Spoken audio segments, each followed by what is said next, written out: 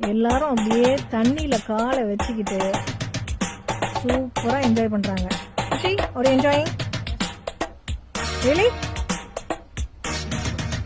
அப்படியே இந்த லேக்க பாருங்க.